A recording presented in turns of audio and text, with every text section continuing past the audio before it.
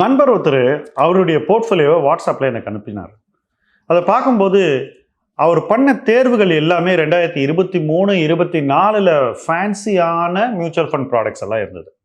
Sir இதெல்லாம் வச்சுக்கலாமா அப்படின்னு கேட்குறாரு. எனக்கு அதில் பல ஃபண்ட்ஸை பார்க்கும்போது ரொம்ப நாளைக்கு வெயிட் பண்ண வேண்டியிருக்கும் அப்படின்னு தோணுது. நான் சொன்னேன் அவர்கிட்ட, நீங்கள் ரொம்ப நாள் வெயிட் பண்ண வேண்டியிருக்கும், பரவாயில்லையா அப்படின்னு.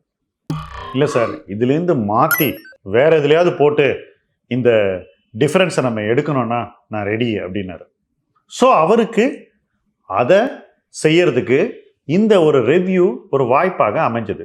ஸோ இந்த மாதிரி கேள்விகள் உங்களுக்கும் உங்கள் மியூச்சுவல் ஃபண்ட் போர்ட்ஃபோலியோவில் இருந்துச்சுனாக்கா ஆஸ்க் மைல்ஸ்டோன்ஸ் டு வெல்த் எனிதிங்ன்ற ஹெல்ப்லைனில் நீங்கள் தொடர்பு கொள்ளலாம். உங்களுடைய கேள்விகளை கேட்கலாம். நாங்கள் நிச்சயமாக பதில் சொல்வோம்.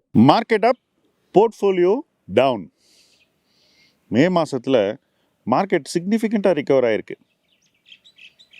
இந்த மாதிரி ஒரு ரிகவரி வரும்னு யாருமே எதிர்பார்க்கல. அதுவும் குறிப்பிட்டு சொல்லணும்னா டாரிஃப் போன்ற யுத்தம் தொடர்ந்து நீடிக்கும் அப்படின்ற ஒரு எதிர்பார்ப்பில் தான் மார்க்கெட் இந்த மாதத்தையே அணுகியது.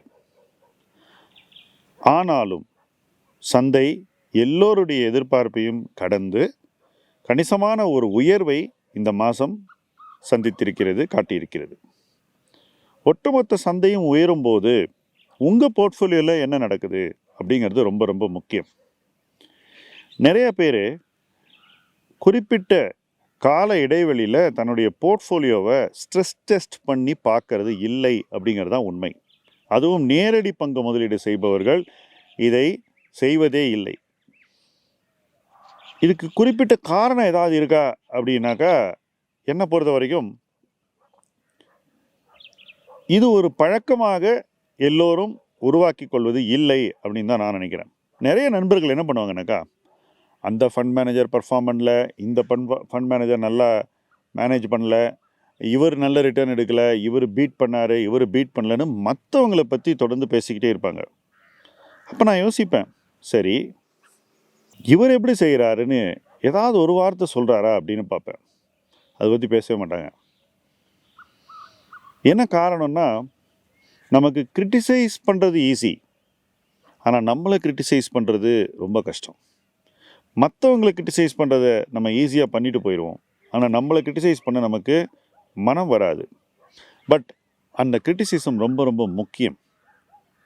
மார்க்கெட் கணிசமாக ஏறி இருக்கு, என்னுடைய போர்ட்ஃபோலியோ ஏறலை அப்படின்ற பட்சத்தில் என் போர்ட்ஃபோலியோ ஏன் ஏறலை அப்படின்ற ஒரு நேர்மையான கேள்வியை கேட்டு நேர்மையாக விடை தேட வேண்டும்.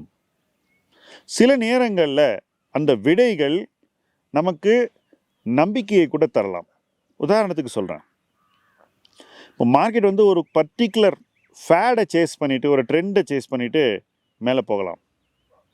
அந்த ட்ரெண்டில் நீங்கள் பார்ட்டிசிபேட் பண்ணாமல் கூட இருக்கலாம். அப்போது உங்கள் போர்ட்ஃபோலியோ மார்க்கெட்டோடு ஒத்து மேலே போகாது.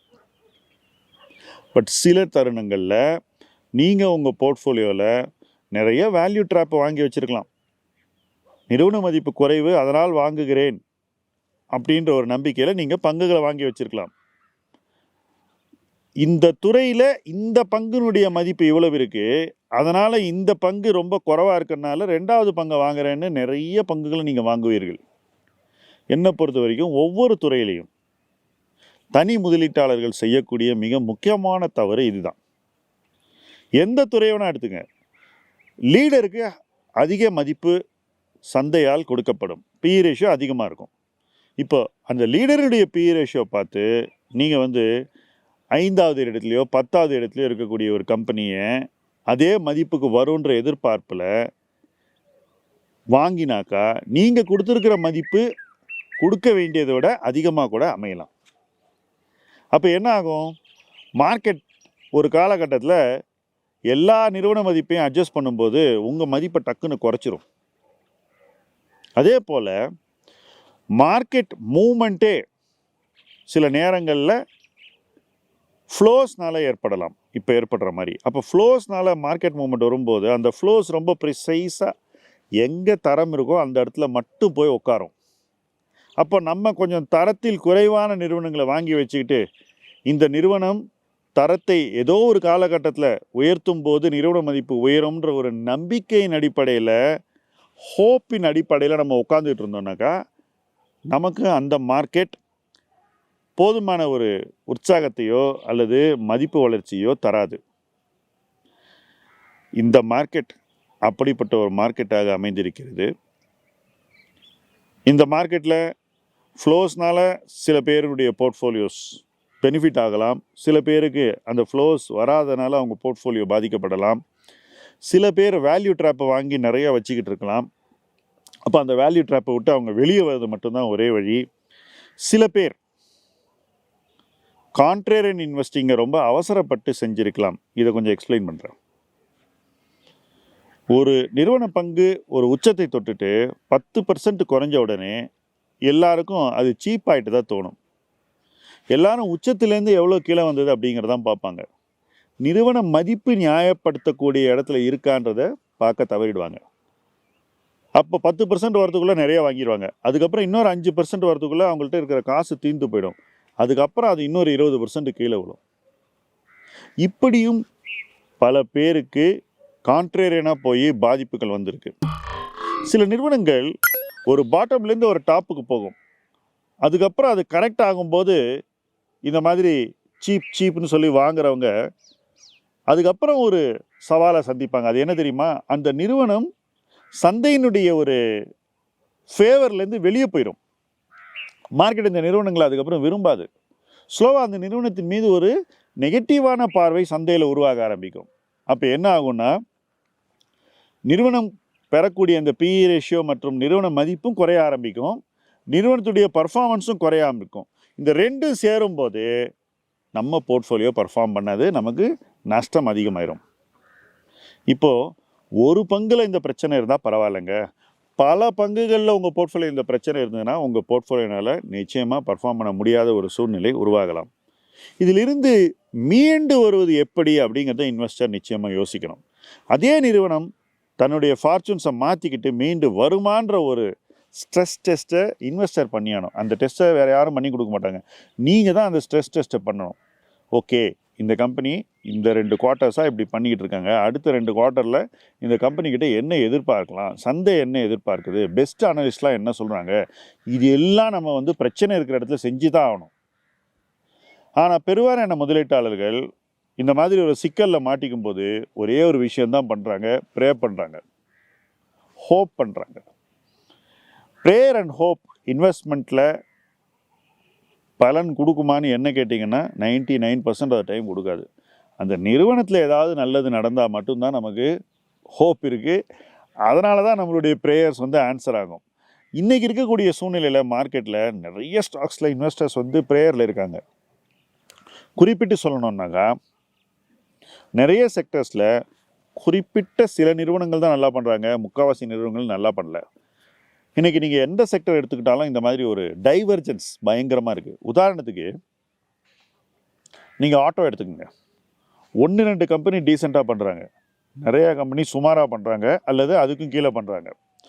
எஃப்எம்சிஜி எடுத்துக்கோங்க, அதுலேயும் ஒரு கம்பெனி நல்லா பண்ணியிருக்கு. இது வரைக்கும் ஒரே ஒரு எஃப்எம்சிஜி கம்பெனி தான் இது வரைக்கும் நல்ல ரிசல்ட்டை கொடுத்துருக்கு, ஓரளவுக்கு டீசெண்டான வளர்ச்சியை கொடுத்துருக்கு. மற்ற எல்லா நிறுவனங்களுமே இன்றைக்கி சிக்கலில் இருக்காங்க. ஐடி எடுத்துக்கோங்க, எந்த கம்பெனியுமே நல்லா பண்ணல. பேங்கிங் எடுத்துக்கோங்க, கம்பெனி சுமாராக பண்ணியிருக்காங்க, ஆனால் ஆர்பிஐ இங்கேருந்து பயங்கரமாக டைட்டன் பண்ண போகிறாங்க. குறிப்பிட்டு சொல்லணும்னா பர்சனல் லோன்ஸ், அன்செக்யூர்ட் லோன்ஸில் ஆர்பிஐ நிச்சயமாக டைட்டன் பண்ண போகிறாங்க. ஸோ இப்படி ஒரு செக்டர்லேயுமே குறிப்பிட்ட சில நிறுவனங்கள் தான் பார்க்க வேண்டிய ஒரு சூழ்நிலை இன்றைக்கி இருக்குது. இது கஷ்டமான சுச்சுவேஷன் தான், அதை நான் நிச்சயமாக ஒத்துக்குவேன். ஏன்னாக்கா ஒரு இன்வெஸ்டருக்கு நிறைய சாய்ஸ் இருந்தால் பெட்டர். ஆனால் இன்றைக்கி சாய்ஸ் கொடுக்கும்போது நீங்கள் என்ன பண்ணியானோம், அதிக மதிப்பு கொடுத்து அதே பங்குகளை வாங்கி ஆகணும். இதை நம்ம ஒரு ரீட்டைல் இன்வெஸ்டராக பண்ணுவோமா அப்படின்னு கேட்டால் நமக்கு ஏதோ ஒரு தயக்கம் நிச்சயமாக மனசில் இருக்கும். எதுக்கு எக்ஸ்ட்ராவாக கொடுத்து ஹை வேல்யூவேஷனில் வாங்கணும்னு தோணும்.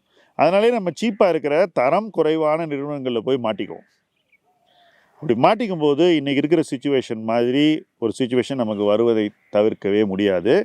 ஆனாலும் இந்த சுச்சுவேஷன் இன்னும் மோசமாகிறதுக்கு முன்னாடி நம்ம ஏதாவது ஒரு விஷயத்தில் ஒரு கிளியர் ஸ்டான்ஸை எடுத்து நம்மளை காப்பாற்றிக்க வேண்டிய தேவை நிச்சயமாக இருக்குது. ஏன்னா இன்னும் 2 குவார்ட்டர் இதே மாதிரி போச்சுனாக்கா இந்த கம்பெனிஸுடைய நிறுவன மதிப்பு இன்னும் கணிசமாக குறைஞ்சிரும்.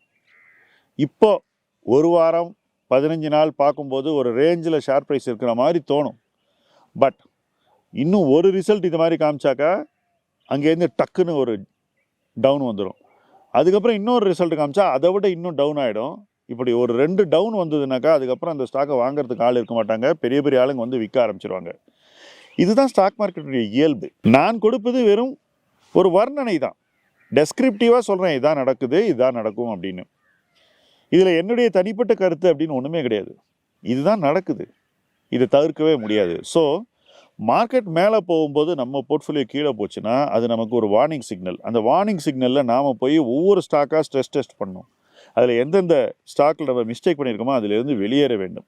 வெளியேறிவிட்டு பணத்தை வச்சுக்கிட்டு வெயிட் பண்ணலாம், அல்லது எங்கே நமக்கு உறுதியாக அதிக கன்விக்ஷன் இருக்குது, நிச்சயமாக அந்த ஸ்டாக் வெற்றி பெறும், நிறுவன மதிப்பு நமக்கு சாதகமாக இருக்குன்னு தோணுதோ அந்த இடத்துல கொஞ்சம் பணத்தை போடணும். இந்த மார்க்கெட் ரொம்ப செலக்டிவ் கரெக்டிவ் ஆக்ஷன்ஸ்க்கான ஒரு காலச்சூழல். இந்த மார்க்கெட்டில் வேடிக்கை பார்த்துட்டு சும்மா உட்காந்துட்டு இருந்தால் நம்ம பிரச்சனைகள், போர்ட்ஃபோலியோ இருக்கக்கூடிய சிக்கல்கள் தானாக அவிழ்ந்து சரியாகாது அப்படிங்கிறத ஏற்றுக்கணும். அப்படி ஏற்றுக்கொள்ளக்கூடிய முதலீட்டாளர்கள் இந்த மார்க்கெட்டில் இருந்தும் மீண்டு அடுத்த புல்ரன் வர்றதுக்குள்ள ஒரு பெட்டர் பிளேஸுக்கு போயிடுவாங்க.